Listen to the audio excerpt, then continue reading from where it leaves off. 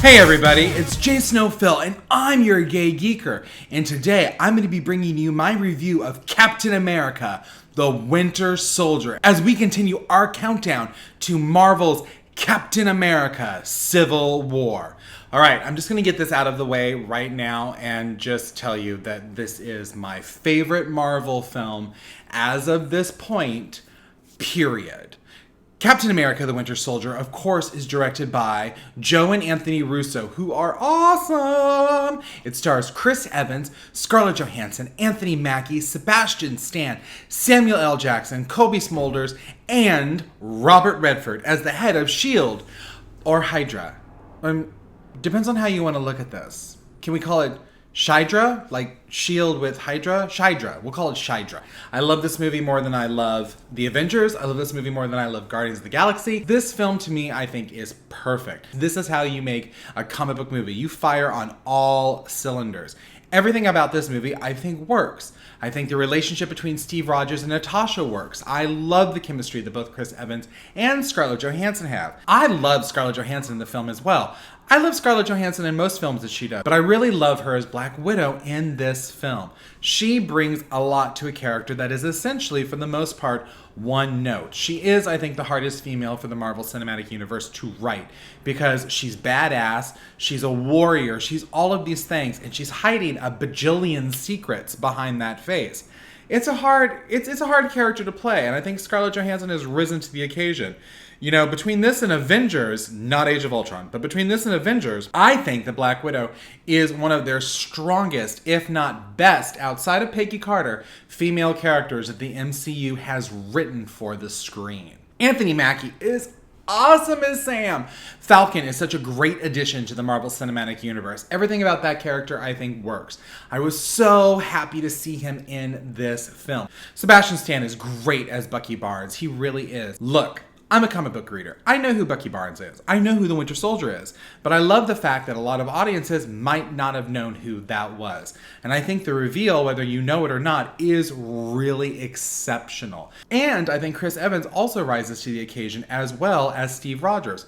If you essentially think about it, Steve Rogers is very much a man out of place in time, out of place in every single thing in his life. He doesn't feel like he fits into this world. Why would he? His morals are completely different from morals in 2014. And for him to all of a sudden see his friend who doesn't recognize him and is so lost himself, it brings a lot of pathos to that role. And I really love the work that Chris Evans does in this film.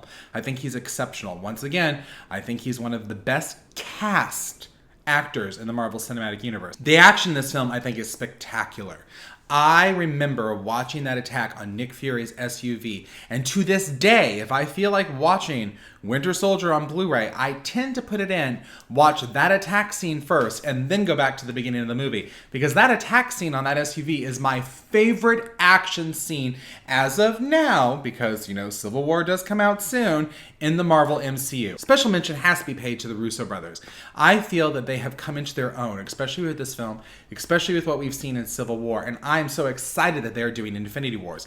They know how to handle grand scale action on a different level from other directors like Joss Whedon or Jon Favreau, because their grand scale action feels a little bit more intimate and not as large. I feel like I'm part of the action and I can care what's going on.